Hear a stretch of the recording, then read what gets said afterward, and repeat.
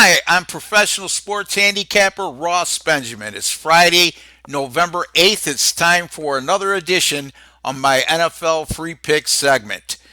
Before I get to the NFL Free Picks, I have two of them on Sunday, November 10th. Just a friendly reminder, if you haven't subscribed already, you can click the subscribe button right below this video. Costs you absolutely nothing. It's what keeps these videos alive. No hidden agenda there, folks. Absolutely free. And like I said, you'll be notified right away once these free pick videos are published. And just a refresher here, 67 and 51 over my last 43 free pick videos. That's good for 57%.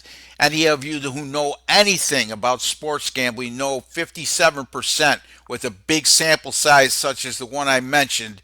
It's awfully darn good, and you can make a lot of money through that course of time when going 57%. On top of that, folks, if you can go to my website, it's rbwins.com. I've been red hot with my paid picks. As a matter of fact, 6-2 with my last 8 in college football.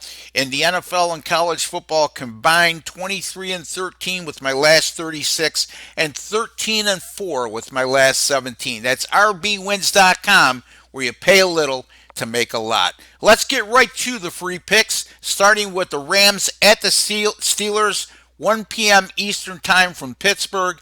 The Steelers currently are a 4-point underdog. This is a Rams team that hardly resembles the one that won the NFC Championship and advanced to the Super Bowl, where they lost to New England a year ago. I mean, they are 5-3, granted, but there's something just missing with the Rams. I mean, they started the year by winning their first three. They followed that up by losing their next three.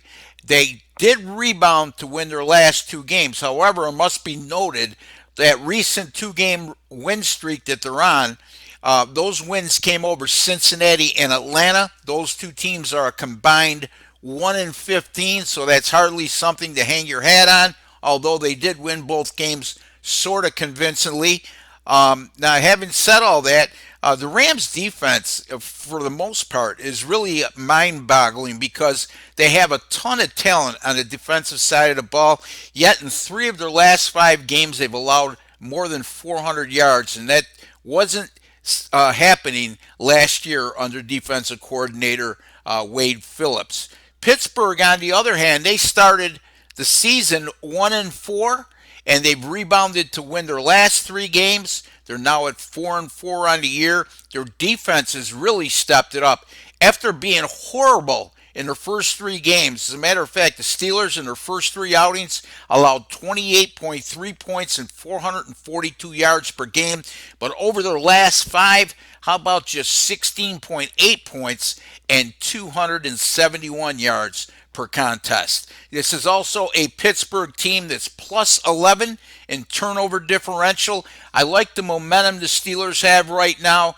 The Rams, again, I just don't have a lot of faith in them. They may win this game, but I think it's going to go right down to the wire. I would not be shocked to see an outright upset. I'm not going to get greedy. I'll take the Steelers plus 4 over the Rams. Next game, the Kansas City Chiefs and the Tennessee Titans. 1 p.m. Eastern Time from Nashville. I'm going to focus on the total in this game, which is 48. Patrick Mahomes is listed as probable right now, and you would think that Kansas City won't take any chances. As a matter of fact, I know superficially, when you look at Kansas City and Oakland on paper, Kansas City seems far the superior team, but the bottom line is Kansas City's 5-3 right now. Oakland's 5-4. Kansas City could ill afford to lose, and that would forge them into a tie in the AFC West with Oakland. So my point being, if Mahomes is probable, you could bet he's going to play on Sunday.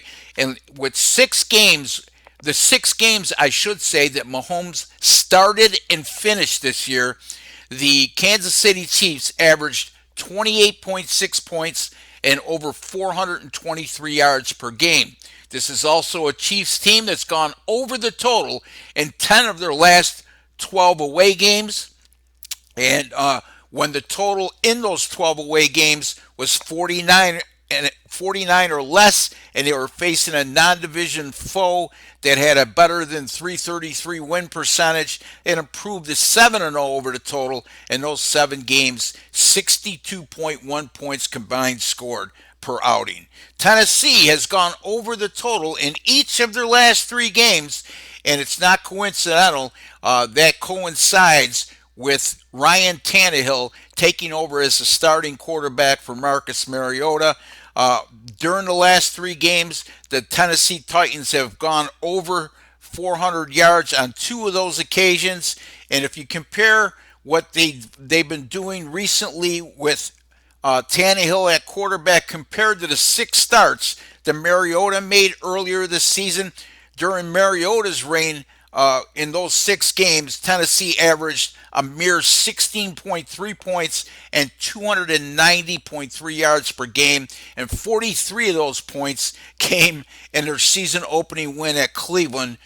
Most of that happened because of Cleveland turnovers or defensive touchdowns by Tennessee.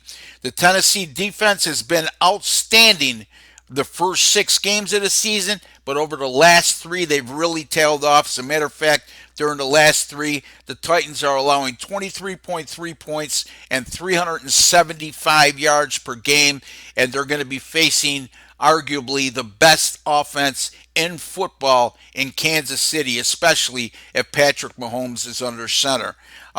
Tennessee, by the way, 20-10 over the total in their last 30 home games. That was sort of surprising to me.